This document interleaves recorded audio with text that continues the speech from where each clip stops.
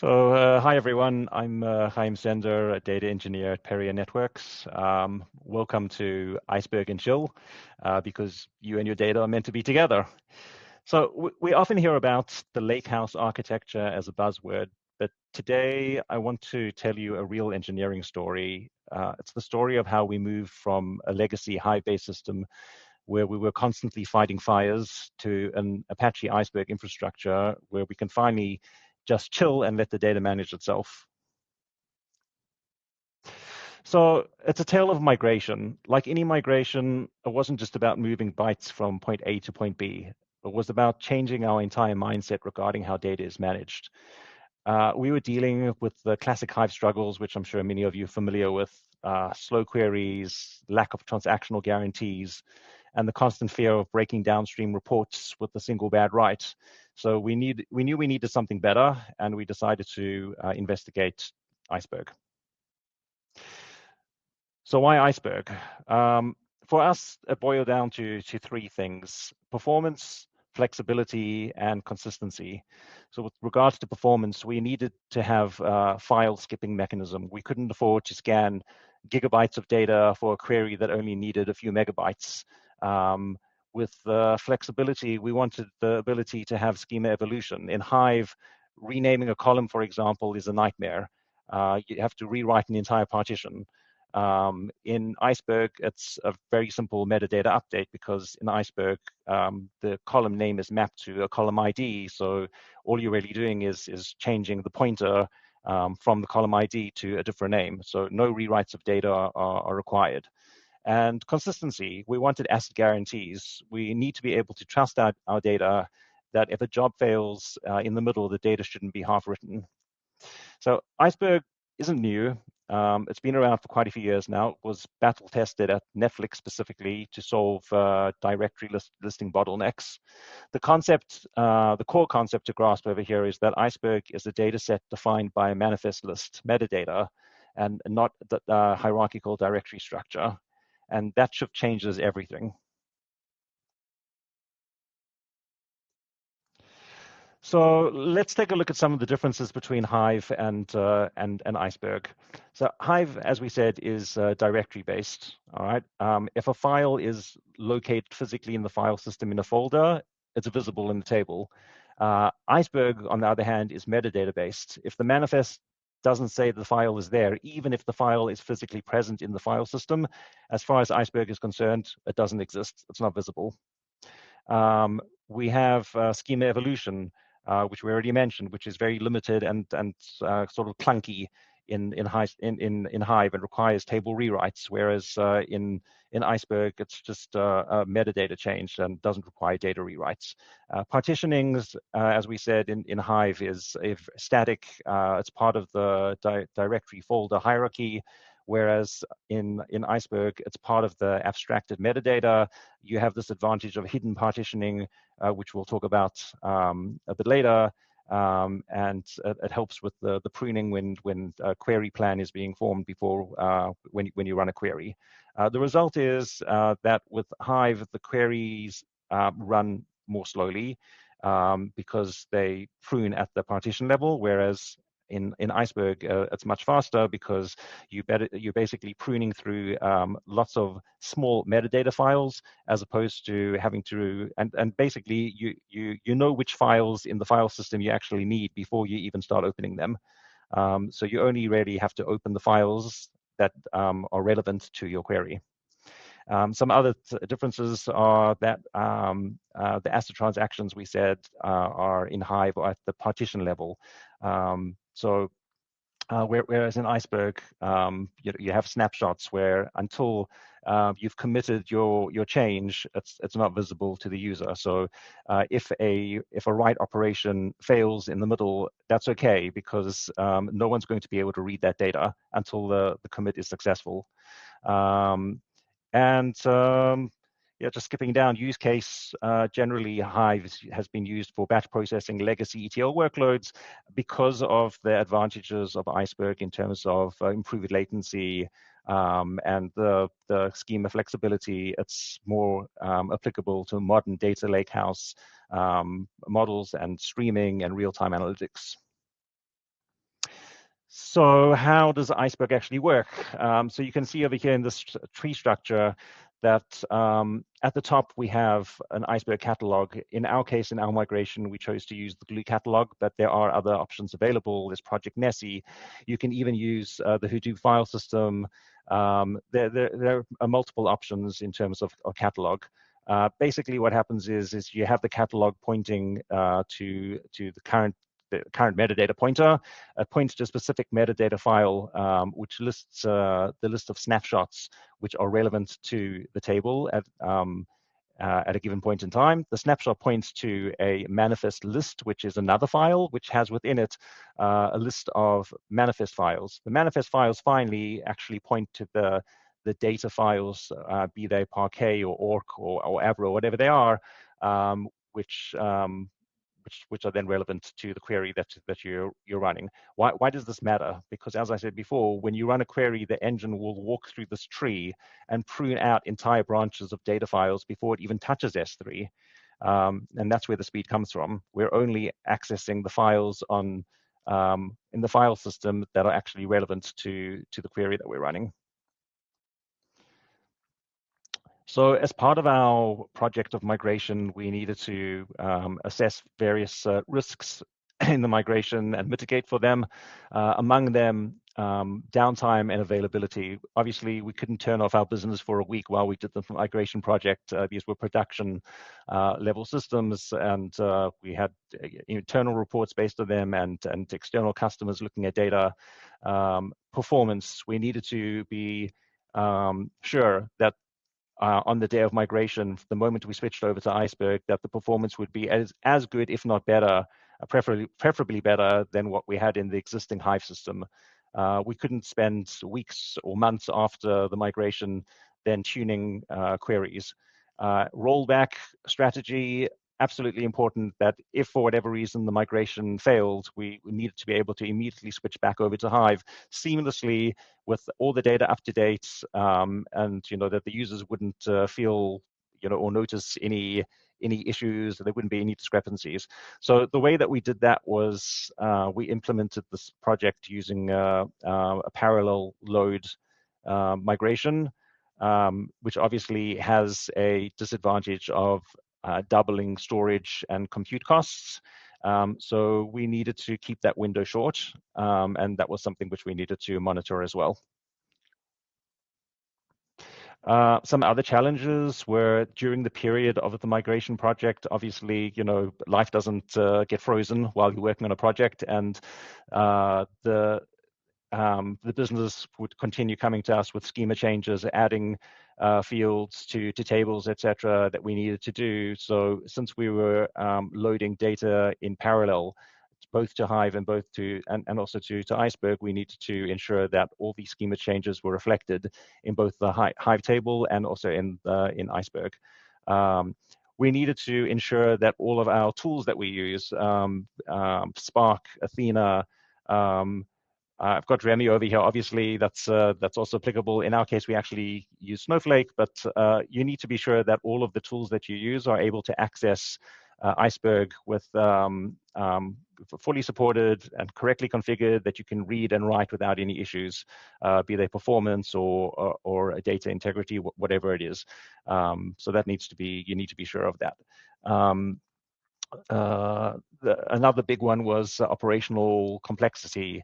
Iceberg was relatively new in our organization, so we needed to train team members, explain to them the advantages of using Iceberg over Hive table, the added capabilities of being able to now delete data, update data, the schema flexibility, etc. And also they needed to make some minor code changes, because as part of this migration project, we also took the opportunity to change our architecture to a medallion architecture with a bronze, silver, and gold layer. So the tables, our new Iceberg tables, were sitting in new schemas, which meant that the people downstream from us needed to point their code to the same table name, but with a different schema name. Okay, let's talk a bit about Iceberg maintenance and how we dealt with that. So Iceberg isn't magic. You need to take care of it. It doesn't clean up behind itself. Um, if you're constantly writing data, you're constantly also writing metadata as well. So, and as we said before, the huge advantage of Iceberg in terms of performance is that you can prune very easily by going through these small metadata files to find the data that you need before you even start reading the data files. But obviously, the more the metadata accumulates, the longer it takes to create that query plan. So you need to have a regular maintenance job that deletes snapshots that are no longer relevant. Be that because the retention time for that data has passed, or there was a requirement to delete data for whatever reason, GDPR or some regulatory reason. So you need to clean up your snapshots. Part of that part of this maintenance is also compacting the manifests, because the manifests have the lists of files that are and where they are that are accessible, that's where the actual data is sitting in the Iceberg table. So if you're removing data, obviously there will be stuff in those manifest files that are no longer relevant. So you need to compact them, which basically means that you get rid of the listings that are no longer relevant, and you make the manifest file shorter. Orphan files are data files that no longer have a pointer to them. So no one owns them. Iceberg doesn't see them anymore. And so they're just taking up space and costing money in terms of storage. So you want to get rid of those. Another thing is like, for example, in our bronze layer, which is the first layer of where data enters our pipeline, it's raw data and it's written in append mode, and there are small files that are coming in like every few minutes. So you want to have an optimal size file to read, because the more small files you have, the more files are going to show up in your manifest files. In the listings over there, you're going to have more and more files, which is more metadata. And also, of course, there's the general issue, which everyone's probably familiar with, that you don't want to open and have to read lots of small Parquet files and all of the metadata that sits within those as well. That's also time consuming. So you need to find a balance over there. Okay, so one of the cool things that you get out of Iceberg, because of the way it's structured with the metadata, is the ability to do time travel. So imagine that you have a dashboard that breaks.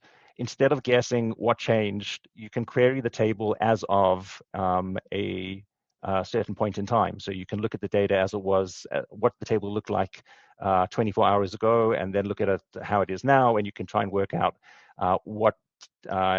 where your code messed up in terms of causing the bug. And the cool thing with this is that in Iceberg, because it's metadata managed, you don't have to have multiple duplicate copies of data, like a copy of the entire table as of yesterday versus what it looks like today. It's all based on metadata. All you're doing is pointing. When you look at the table from yesterday, you're actually just pointing to an older snapshot ID in the metadata, and that snapshot ID will filter down into various the manifest files and the lists of manifest files to know which files to look at, which were relevant from yesterday. So it's very quick and very advantageous.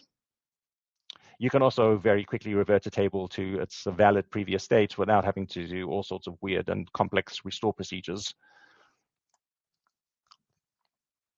So continuing in the vein of table maintenance and optimization,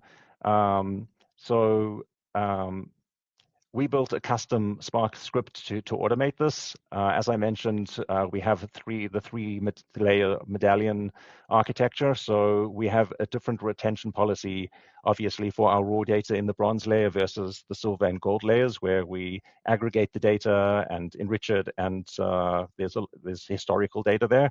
So we're cleaning up the snapshots a lot more often with the bronze layer. Also, the bronze layer is written in append mode with lots of small files, so we need to compact those small files much more often, much more aggressively. In the silver layer, obviously less so. We also have control when we write the silver layer to determine file size that we want, the optimal file size that we want to write at the time of writing the data, so that we can avoid having to run expensive compaction processes. Okay, so that's, I guess, more or less what I just said. So we'll just move on from here.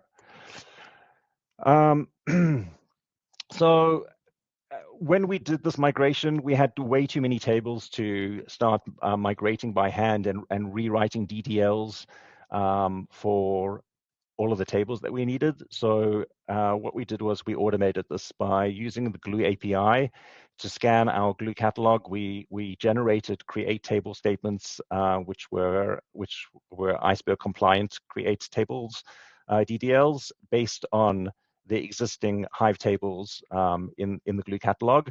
So we could pull all of the field names exactly as they were with the same data types, and just create those tables in Iceberg based on that. So we could be sure that we had an exact copy in terms of the schema, of the table schema between Hive and Iceberg. There is something slightly different over here, and that is as I mentioned earlier, in Hive, partitions are, it's a hierarchical folder structure. So the partitions field in a Hive table is actually based on the folder name. So in the location in S3. So it's implicit over there what the value is for the partition field, because it's a constant. So if you have, for example, a date field as your partition, it's going to be date is equal to whatever, and every row for all the files underneath that folder are going to have the same date value. In Iceberg, obviously, it's different because the partition is actually abstracted. That's not part of the folder structure at all. There is no partition folder in Iceberg. So you need to include the value of the partition field value in your data frame before you write it to an Iceberg table. So our automation script handled that syntax translation for us. Okay. And that was with regards to our ongoing loads that we were doing as we did the migration. So as we did the migration, we were loading both Hive and Iceberg in parallel. We also needed to obviously deal with moving all of the historical data from our Hive tables into Iceberg, so that eventually we could, once we completed the migration, remove the Hive tables and free up all that storage and save money on that. No reason to keep all that historical data in the Hive table. So what we did to achieve that was we wrote an automated script that iterated through all of the tables from all of the old Hive tables and all of the dates for the historical data. We did select asterisk from the Hive table. That actually works because obviously when you do select asterisk from the Hive table, it includes the partition field in the data frame. So your data frame now in Spark has all of the fields. The partition field has its constant value in the data frame, and you can simply write that to the Iceberg table. So you can see further down in that try block that depending on if it's overwrite or append, you write the data frame with the write to function with the process output path using Iceberg with whatever function it is, override or append. Over here, the process output path is actually a Spark catalog table name. Obviously, if it had been a Hive table, we would have been using a S3 location to write the data directly into a folder. We also had automated validation in place.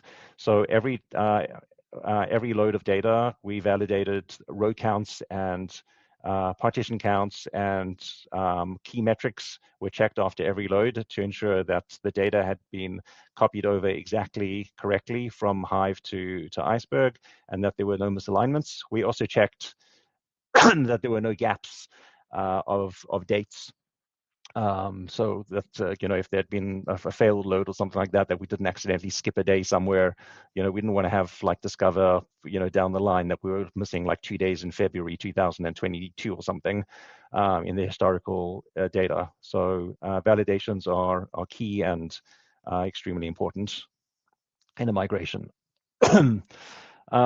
As part of the dual pipeline architecture, so I mentioned we loaded both Hive and Iceberg in parallel.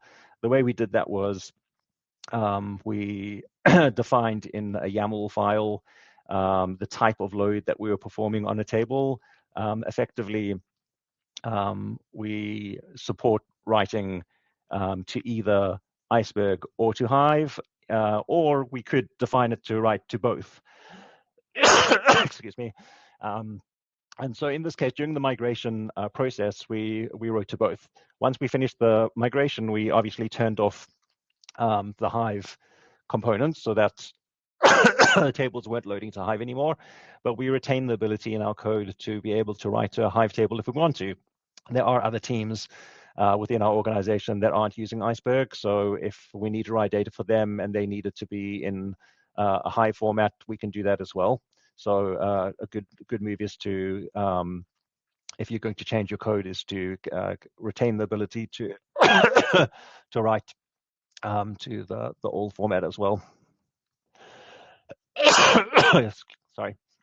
Okay.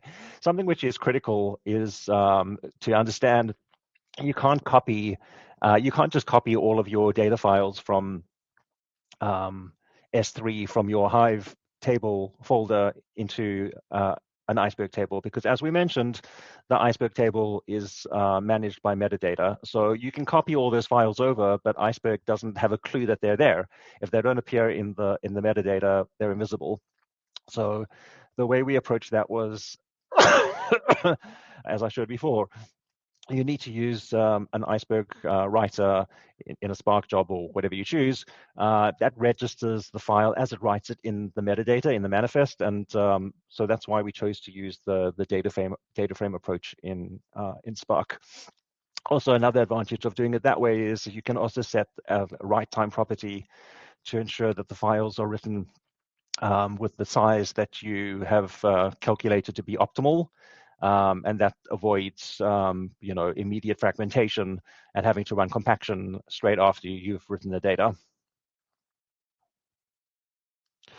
So this is a high-level diagram of our architecture at Perion. So you can see we have JSON and TCV and CSV files that are batch loaded into the bronze layer. This is raw data. It's loaded every few minutes. We do it with Spark jobs.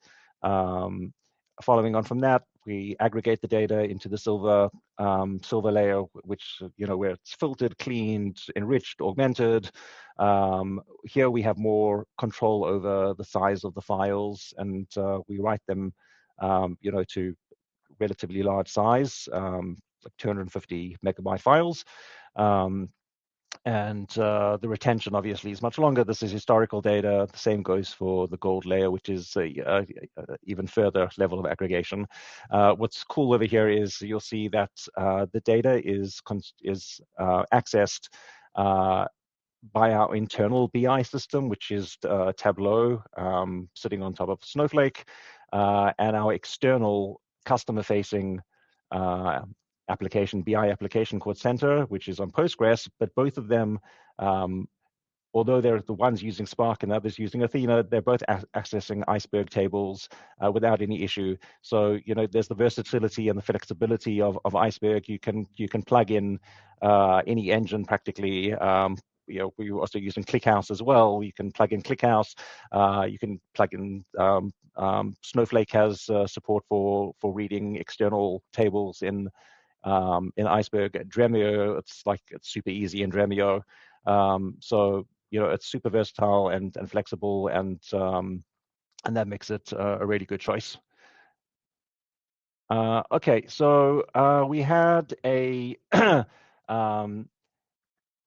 disaster recovery strategy with our Hive tables where we synchronized all of our data from S3 in one region to another region. It's pretty much instantaneous. It worked beautifully with the Hive tables. We came into an issue with Iceberg, because whereas in Hive, it's good enough just to copy all of the data from one folder in one region to another folder in another region, and it's visible over there. And you can, and we also had another job that synchronized glue once a day. That's good enough for Hive.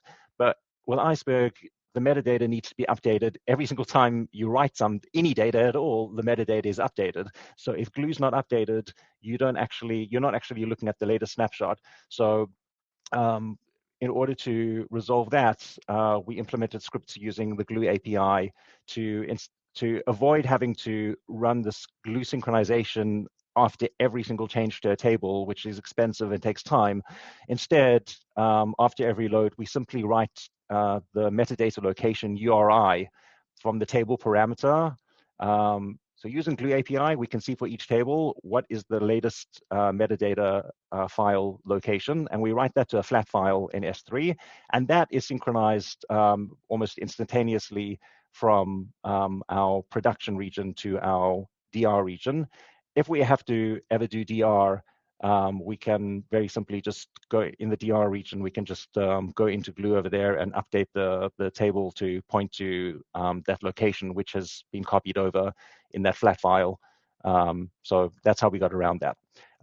Related to this is restoring drop tables. So with Hive, if you drop a table, you can pretty much just recreate it with the same DDL, repair the table, partitions are added back, and you're good to go. With Iceberg, it's not quite as simple because, again, you need to connect up the metadata pointer to the table. So you can recreate the DDL, but you need to tell the catalog where to point to. So the way to do that is you can go into S3, into the folder of that table. There's always a metadata folder and also a data folder in a Iceberg table. So you go into the metadata folder, you can sort by timestamp, you identify the latest metadata file over there, and you just go into the Glue console in AWS, edit the table properties, update it with that metadata location key to point to the S3 path which you've identified, and then you're good to go. It's pointing to the correct snapshot, and you can see all of the data in the table again.